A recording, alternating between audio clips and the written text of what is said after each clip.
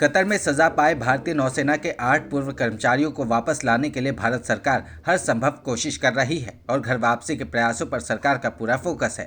Qatar में भारतीय नौसेना के 8 पूर्व अधिकारियों को मौत की सजा के मामले में भारत सरकार ने लेटेस्ट अपडेट दिया है और बताया है कि इस मामले में कहां तक प्रगति हुई है और सरकार अपनी ओर से क्या कर रही है। विदेश मंत्रालय के प्रवक्ता अरिंदम बागची ने कहा कि ये मामला अब अदालत में है और अब तक कतर की अदालत में 3 सुनवाई हो चुकी हैं। मीडिया रिपोर्ट्स के मुताबिक विदेश मंत्रालय के प्रवक्ता अरिंदम बागची ने कहा, इस बीच कतर की राजधानी दोहा में हमारे राजदूत को 3 दिसंबर को सभी 8 पूर्व नौसैनिकों से मिलने के लिए काउंसलर एक्सेस मिला। इसके अलावा इस स्तर पर आपसे साझा करने के लिए मेरे पास कुछ भी नहीं है।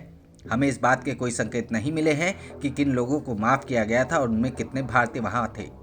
साथ ही हमें निश्चित रूप से ऐसा कोई संकेत नहीं मिला है कि ये 8 लोग इनमें शामिल हैं या नहीं। बागची ने मीडिया ब्रीफिंग में बताया कि कतर के आमिर ने 18 दिसंबर को देश के राष्ट्र दिवस पर भारतीय नागरिकों के साथ कई कैदियों को माफ कर दिया, मगर भारतीय पक्ष के पास माफ किए गए लोगों के पहचान के बारे में अब तक कोई जानकारी नहीं है। बता दें कि कतर की अदालत ने निजी सुरक्षा कंपनी अल दहरा के साथ काम करने वाले 8 पूर्व भारतीय नौसैन्य कर्मियों को 26 अक्टूबर को मौत की सजा सुनाई थी। इस फैसले को भारत ने बेहद हैरानी भरा बताया था और मामले में सभी कानूनी विकल्प तलाशने की बात कही थी। बागची ने कहा कि भारतीय पक्ष को उन लोगों के बारे में कोई जानकारी नहीं है जिन्हें 18 दिसंबर को कतर के आमिर ने माफ किया था। इतना ही नहीं, विदेश मंत्रालय ने बताया कि अभी भारतीय पक्ष को वो लिस्ट भी नहीं मिली है जिसे कतर के शासक द्वारा माफ किया गया है। ये भी नहीं पता कि उनमें से कितने भारतीय हैं। हालांकि भारत सरकार ने कहा कि माफ़ी पाने वालों में कुछ भारतीय हैं। बागची ने आगे कहा कि हमने कहा कि ये एक महत्वपूर्ण मुद्दा है जिस पर हम नज़र रखे हैं और इस मामले को देख रहे हैं कि हम अपने लोगों को जल्द से जल्द भारत वापस कैसे ला सकते हैं।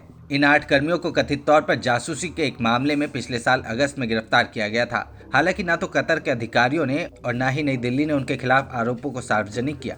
कतर में इन 8 भारतीयों को किस आधार पर मौत की सजा दी गई है, इसका भी खुलासा नहीं हुआ है। फिलहाल तो सिर्फ इतनी जानकारी है कि इन पर इजराइल के लिए जासूसी करने का आरोप है।